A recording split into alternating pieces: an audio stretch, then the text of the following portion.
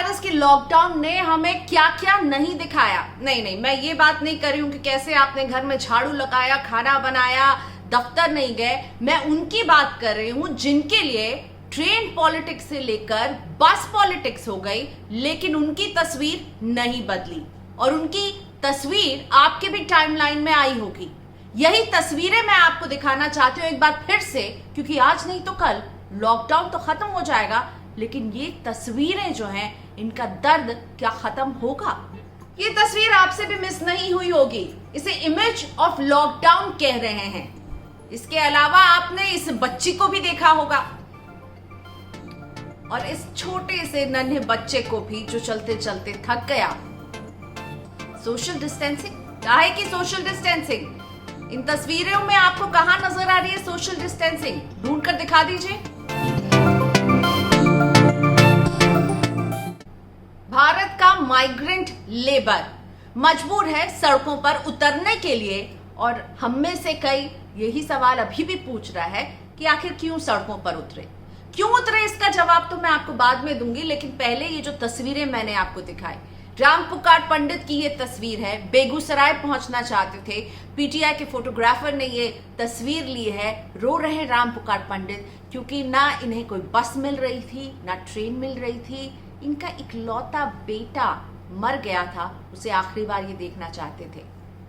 ज्योति cyclist बनने का इनको कोई अरमान नहीं है, लेकिन 1200 किलोमीटर का साइकिल चलाकर अपने बीमार पिता को लिए वे ये गुड़गांव से पहुंच गई दरभंगा। ये छोटा सा बच्चा सूटकेस पर लेटा हुआ। एयरपोर्ट में आपने भी ट्रॉली में इस तरह से बच्चों को देखा होगा, लेकिन ये खेल कर नहीं लेटा हुआ इस तरह से, पांव थक गए हैं इसके। ये सवाल भी खूब उछला कि आखिर ये लोग क्यों जा रहे हैं, क्यों लॉकडाउन की धज्जियां उड़ा रहे हैं, क्यों महीने ही रुक जाते हैं जहां पर ये रह रहे हैं। लेकिन इस क्यों से भी एक और बड़ा क्यों ये उठता है कि आखिर ये क्यों आए इस शहर में, और अब जब ये जा रहे हैं अपनी खाली जेब और खाली पेट लेकर, तो जहां जा रहे हैं यानी अपने गांव, अपने घर, जहां भी जा रहे हैं, क्या वहां पर इनका पेट भरेगा? तो पहले मैं इस क्यों का जवाब ढूंढने की कोशिश करती हूं कि ये क्यों जा रहे हैं। लॉकडाउन हुआ, 4 घंटे की नोटिस पे देश को 21 दिन के लॉकडाउन में भेज दिया गया। हम सब लॉकडाउन हो गए, हम सब ने अपने घरों के दरवाजे अंदर से लॉक कर लिए।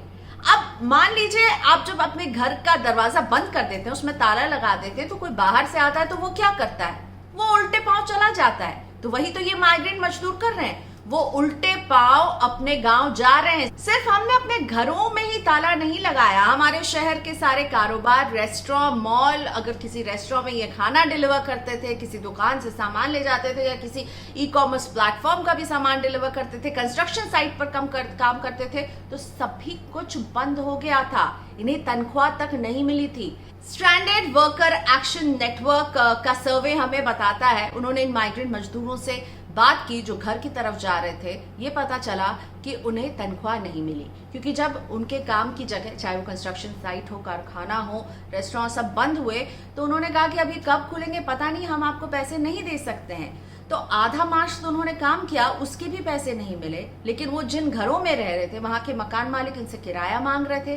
कुछ जो इस तरह के लेबर हैं वो फैक्ट्रीज में ही रहते हैं जहां पर काम करते हैं। उन्होंने फैक्ट्री में जब ताला लगाया तो उन्होंने भी कहा कि अब आप यहाँ से निकल जाइए, तो उनके पास कहीं रहने का ठिकाना नहीं था। तो क्या करते वो? और ऐसे बुरे वक्त में सभी चाहते हैं कि वो अपने घर चले जाएं, अपने घर वालों के पास में रहें, तो उन्होंने यही किया। यही वो लोग हैं जो साल में केवल 2 बार घर जाते हैं, छठ के वक्त, होली के वक्त, लेकिन तब जेब भरी होती है। लेकिन इस बार लॉकडाउन में उन्हें जेब खाली लेकर ही इन शहरों से निकलना पड़ रहा है। रोड पर क्यों चल रहे हैं? क्या करेंगे? बस बंद, ट्रेन बंद, लॉकडाउन है ना, तो फिर रोड पर निकलना ही इनके लिए आखिरी सहारा बचा था।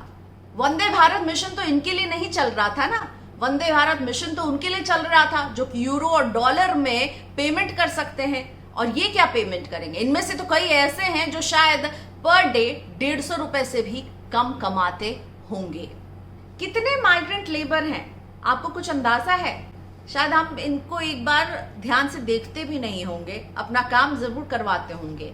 मिनिस्ट्री ऑफ होम अफेयर्स हमें बता रही है कि अभी देश में 4 करोड़ माइग्रेंट लेबर हैं, जिनमें से 75 लाख को सरकार ने सक्सेसफुली अपने घर गांव तक पहुंचा दिया है। सेंसेक्स 2011 हमें यह बताता है कि 5.5 करोड़ से कुछ ज्यादा माइग्रेंट लेबर पूरे भारत में है।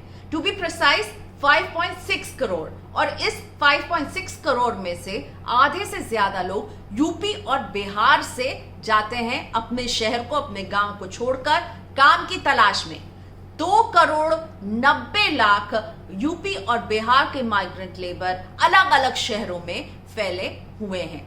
यूपी का साइज बड़ा है, इसलिए यूपी से बहुत लोग निकलते होंगे, लेकिन यूपी के ठीक पीछे बिहार खड़ा है और मुझे लगता है अगर दोनों का साइज एक होता, दोनों ही राज्यों का, तो बिहार से सबसे ज्यादा माइग्रेंट लेबर पहुंचते हैं दूसरे शहरों में। वैसे माइग्रेंट लेबर यूपी और बिहार के अलावा बंगाल, असम और उड़ीसा से भी निकलते हैं, लेकिन मैं बिहार की बात करना चाहती हूँ क्योंकि बिहार मेरे दिल के बहुत करीब है। मैं भी बिहार की हूँ, माइग्रेंट हूँ बिहार की। बस शुक्र है भगवान का कि लेबर नहीं हूं, लेकिन हाँ देश के उस वर्कफोर्स में शामिल हूं जो अपने जड़ों को छोड़कर बड़े शहरों में आकर नौकरी कर रहा है। और मैं भी माइग्रेंट लेबर के दर्द को केवल बाहर से ही देख सकती हूं, लेकिन जो देखकर समझ में ये आ रहा है कि जब ये वापस बिहार लौटेंगे तो क्या होगा, क्योंकि यहीं पर ये सवाल उठता है कि ये क्यों आए और ये जिन वजहों से आए हैं, क्या उसके सोल्यूशन अब उस राज्य में मिल जाएगा जिस वजह से वो उसे छोड़ करके यहाँ पर आए थे। तो आइए इस सवाल का जवाब अब मैं आपको बताती हूँ कि ये क्यों आए। इस पर कई तरह की रिसर्च हुई है, इन रिसर्च को ही मैंने गैदर किया है, इकट्ठा किया है। आउट माइग्रेशन फ्रॉम बिहार, नंदन कुमार और आरबी भगत के इस रिसर्च पेपर में बताया जा रहा है कि सर्वाइवल का सवाल है, यानी बिहारी इसलिए अपने गांवों को छोड़ रहे हैं माइग्रेंट लेबर क्योंकि उनके पास कोई और चारा नहीं है। जिंदा रहना है तो बाहर निकलना पड़ेगा, क्योंकि इस राज्य के पॉलिसी मेकर्स जो हैं उनका फोकस भी केवल अर्बन प्लानिंग पर रहता है और ग्रामीण भारत जो पीछे है पहले से ही और पीछे ही होता चला जाता है। एसिमेट्री ऑफ डेवलपमेंट मैं कहूंगी, यानी कि डेवलपमेंट में कोई तालमेल नहीं है, और ये मेरी फिलॉसफी नहीं है, यही इकोनॉमिस्ट डी हान ने हमें बताया था जब उन्होंने माइग्रेंट लेबर्स को पढ़ा था। और दिलचस्प ये है कि वो पढ़ रहे थे बांग्लादेश, माली और इथियोपिया के माइग्रेंट लेबर, लेकिन उन्होंने जो बात उसमें कही कि डेवलपमेंट में कोई तारतम्य ही नहीं है और इसीलिए गरीब गरीब होते जाते हैं और मुट्ठी भर अमीर अमीर होते जाते हैं, और जो गरीब है उसे अगर जीना है तो उसे अपनी धरती, अपना घर छोड़कर बड़े शहरों में जाना पड़ता है। इकोनॉमिस्ट एन शर्मा ने अपने article the political economy of poverty in Bihar में लिखा कि Bihar is a state without hope. क्यों लिखा उन्होंने ऐसा? क्योंकि उनका कहना था कि पहले से ही गरीबी और असमानता तो बिहार को जकड़े हुए है ही, और उसके ऊपर से कहीं ना कहीं इंडस्ट्रीज का नहीं बनना, इंफ्रास्ट्रक्चर का तैयार नहीं होना, इंस्टीट्यूशनल बैरियर्स और पॉलिटिक्स के नाम पर केवल जातियों में लोगों को बांटना, इन सब ने कहीं ना कहीं बिहार के भविष्य के साथ खिलवाड़ किया।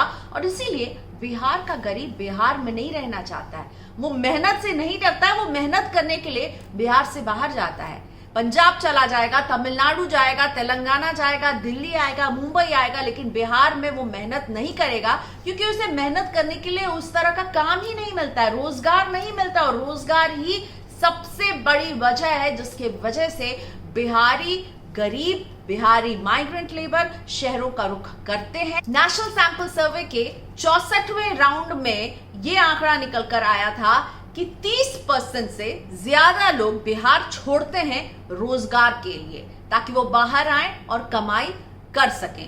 तो क्या अब ये सारी स्थिति जो है वहां पर बिल्कुल अच्छी हो गई है? क्योंकि खुद बिहार के मिनिस्टर्स कह रहे हैं कि वो 27 लाख माइग्रेंट लेबर्स को वापस बिहार में आते हुए देख रहे हैं इस लॉकडाउन की वजह से। तो क्या ये 27 लाख लोग जब बिहार के गांव में पहुंचेंगे तो उन्हें काम मिलेगा, उन्हें रोटी मिलेगी? वो जो जेब खाली लेकर जा रहे हैं उसमें पैसे आएंगे क्या? क्योंकि अभी तो मुझे ये दिख रहा है कि कोरोना के इस काल में जब सारे मजदूर भाग रहे हैं अपने अपने गांव घर, चाहे खाने को मिले या ना मिले, उसमें खगड़िया के कुछ 240-250 मजदूर वापस तेलंगाना जाने की तैयारी कर रहे हैं और बिहार सरकार उन्हें सपोर्ट भी कर रही है तेलंगाना पहुंचाने में। तेलंगाना के सीएम ने लिखा कि इन्हें वापस भेजिए, क्योंकि वो तेलंगाना के राइस मिल्स में काम करते हैं। और वो क्यों जाते हैं तेलंगाना तक का लंबा सफर क्यों तय करते हैं? क्योंकि बिहार में रहेंगे तो उन्हें 300 रुपए पर डे के हिसाब से पैसा मिलता है और तेलंगाना में उन्हें मिलेगा 1200 रुपए। तो ये जो 900 रुपए का फर्क है वो इन्हें कई किलोमीटर दूर अपनी जमीन से ले जाता है। और मैंने मुंबई में काफी समय बताया है, तो मैं एक बात शेयर करना चाहती थी। जब भी कोई टैक्सी में हम जाते थे या कहीं सब्जी खरीदते थे, तो जो सामने वाला शख्स होता था वो ऐसी बात बोलता था कि आप पकड़ ही नहीं पाते कि वो बिहारी है, क्योंकि हम बिहारियों का जो हिंदी बोलने का लहजा उसमें आप तुरंत पकड़ पाएंगे कि हाँ ये बिहार से हैं। और आप बिलीव नहीं करेंगे, कई ऐसे लोग थे जिनको आप मान लेते थे कि वो महाराष्ट्रियन है, वो जिस लहजे में बात कर रहे हैं। तो बाद में मुझे पहले लगता था कि देखिए कितने ये जो है ढल गए हैं महाराष्ट्र में कि इनके एक्सेंट में आपको कहीं भी बिहारीपना नहीं बल्कि एक मराठी टच मिलता है। लेकिन अब समझ में आता है कि वो बेसिकली मराठी टच इसलिए नहीं था क्योंकि वो वहां पे रच बस गए थे, वो मराठी टच इसलिए था क्योंकि वो अपनी आइडेंटिटी को छुपाना चाहते थे। क्यों? क्योंकि कोई भी राज्य जहां पर ये बाहर से जाते हैं काम करने के लिए, इनसे काम लेता है, इनसे मेहनत करवाता है, लेकिन इन्हें अपना कभी नहीं मानता है। दिल्ली की पूर्व मुख्यमंत्री शीला दीक्षित ने भी एक बार ऐसे ही कहा था कि बिहार के लोग यहाँ आ जाते हैं तो हम क्या करें। इसी तरह महाराष्ट्र में शिव सैनिकों के गुस्से का कई बार टारगेट बन चुके हैं बिहार और यूपी के लोग। वापसी की राह इतनी आसान भी नहीं है। सड़कों पर जब चलने लगे तो पुलिस ने यहाँ से खदेड़ना शुरू किया, किसी को मास्क नहीं लगाने के लिए मुर्गा बना दिया गया, तो कोई पुलिस को देख करके पुल से कूदने लगा। और ऐसे में कुछ मजदूरों ने रेलवे ट्रैक का सहारा लिया कि इस पर चलते हैं, यहाँ पर तो पुलिस नहीं देखेगी और ट्रेन सभी लॉकडाउन की वजह से चल नहीं रही हैं। और ऐसे में ही 8 मई को 16 मजदूर अपने जान गंवा बैठे। औरंगाबाद के करीब वाले रेलवे ट्रैक पर सो रहे थे, क्योंकि रात भर चलते चलते थक गए थे, सो गए और सुबह 5:30 के आसपास एक मालगाड़ी उनके ऊपर से गुजर गई। इसी तरह मई में एक खबर आई कि एक ट्रक जो तेलंगाना से आगरा आम लेकर आ रही थी, उसमें कुछ मजदूर छुप कर आ रहे थे, वो ट्रक पलट गई और उसमें कुछ मजदूरों की मौत हो गई। नॉन वायरस डेथ इस नाम से 3 रिसर्चर्स हैं जो अपने लेवल पर एक निजी रिसर्च कर रहे हैं। तेजेश जीएन, कनिका शर्मा पीएचडी की स्टूडेंट हैं। तेजेश जो है वो डेटा एनालिस्ट हैं और साथ ही में अमन है इनके साथ, असिस्टेंट प्रोफेसर हैं ये Jindal global school of law में। इन तीनों का ये जो पेपर आप देखेंगे, अगर नॉन वायरस डेथ आप भी गूगल करेंगे तो आपको मिल जाएगा। उसमें ये बता रहे हैं 10 मई तक 383 मौतें हुई हैं जो कि कोरोना वायरस से जुड़ी हुई नहीं थी। और इसमें सबसे ज्यादा जो है एक्सीडेंट्स रहे हैं, ट्रेन का हादसा हो या फिर हो बस में ये हादसा हो, और इसके साथ ही में सुसाइड यानी नॉन वायरस डेथ्स की तादाद भी तेजी से बढ़ रही है। मीडिया विजन में सौम्या गुप्ता का एक आर्टिकल पढ़ रही थी। सौम्या गुप्ता एक डेटा एनालिस्ट हैं। उन्होंने ये लिखा कि हम लोग जो बातें कर रहे हैं ना कि जिन लोगों ने ये शहर बनाया उनको इस तरह से सड़क पर देख करके भारत की जो रीढ़ है वो टूट गई है। तो उन्होंने लिखा कि भारत की रीढ़ तो पहले से ही टूटी हुई थी, अब वो टूटी हुई हड्डी नजर आने लगी है। तो ये मजदूर जब चल रहे हैं फटे हुए पैर लेके, छोटे छोटे बच्चे, मतलब 5, 7, 8, 10 साल के बच्चे, प्रेग्नेंट औरतें, बूढ़ी औरतें, ये सब चले जा रहे हैं क्योंकि इन शहरों ने दरवाजे बंद कर दिए और इनको ये समझ में नहीं आ रहा है कि इस शहर में आगे भी रोजगार मिलेगा कि नहीं, और ये अपने गांव की तरफ बढ़े जा रहे हैं। तो माइग्रेंट मजदूर जो है वो चल चल कर अपने घर जाने के लिए मजबूर है और इस चलने में अपनी जान भी गंवा रहा है। क्योंकि हम कभी ट्रेन पॉलिटिक्स में व्यस्त हो जाते हैं कि ट्रेन के फेयर को कौन देगा, राज्य सरकार देगी, केंद्र सरकार देगी, या हम बस पॉलिटिक्स में व्यस्त हो जाते हैं। एक पार्टी बस देना चाहती है तो दूसरा राज्य कहता है कि उस बस के सारे पेपर्स लाओ, उसके बाद उस पार्टी पर सवाल उठाए जाते हैं और वो बस खाली वापस चली जाती है, जबकि लाखों मजदूर रोड पर चले जा रहे हैं खाली हाथ, लेकिन खाली बस हम फिर भी वापस कर देते हैं। स्ट्रैंडेड वर्कर एक्शन नेटवर्क की जो एक रिसर्च है, उसमें कैलकुलेशन उन्होंने पेश किया है। मैंने बताया सेंसस 2011 बताता है 5 करोड़ 60 लाख मजदूर हैं, तो 5 करोड़ 60 लाख मजदूरों का अगर टिकट सरकार देगी तो कितना खर्च आएगा? 4200 करोड़। और क्या ये कीमत बहुत बड़ी है सरकार के लिए, जो 20 लाख करोड़ का पैकेज अनाउंस कर रही है?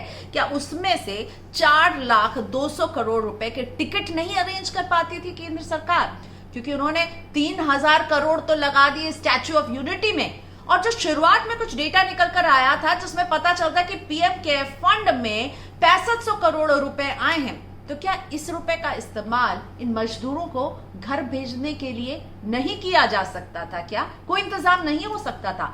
सिर्फ हम वंदे भारत का इंतजाम ही कर सकते हैं, क्योंकि वहां पर तो डॉलर और यूरोस में आपको पेमेंट मिलेगी।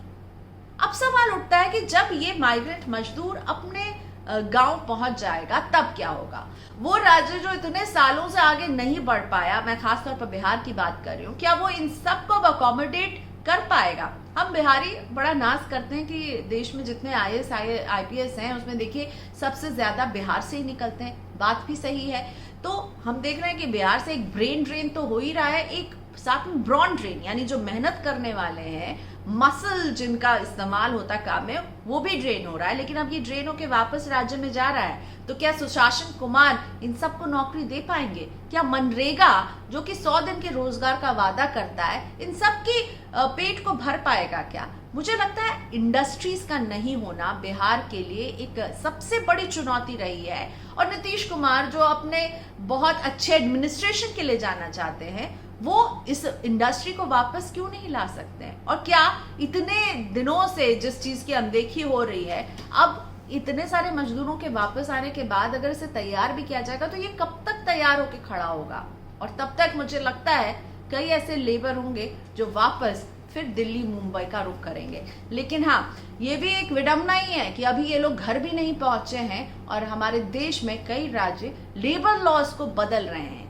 यानी जब ये वापस आएंगे तो इनके काम करने के घंटे बढ़ गए होंगे और इनकी कमाई भी कम हो गई होगी। और इसी से लगता है कि हम माइग्रेंट लेबर के दुख को शायद देख रहे हैं, लेकिन इस दुख को कम करने के लिए हमारी सरकार, हमारी इंडस्ट्रीज, हम सभी कहीं ना कहीं एक शून्य में आके खड़े हो गए हैं, जहां लेबर का हाथ जो है वो खाली ही रहेंगे। तो इस तरह की बातें और मुद्दे मैं उठाती हूं और उठाती रहूंगी। अगर आपको मेरा वीडियो पसंद आ रहा है तो मेरे चैनल को जरूर सब्सक्राइब कीजिए, मेरा ये वीडियो अपने दोस्तों के साथ शेयर भी कीजिए। और आपको मेरे इस वीडियो में जो बात अच्छी लग रही हो वो बताइए, जो बात खराब लग रही हो वो भी बताइए मेरे कमेंट सेक्शन में जाकर के। तो इंतजार कीजिए, मैं जल्द हाजिर रहूंगी एक अलग मुद्दे के साथ अपने अगले वीडियो में।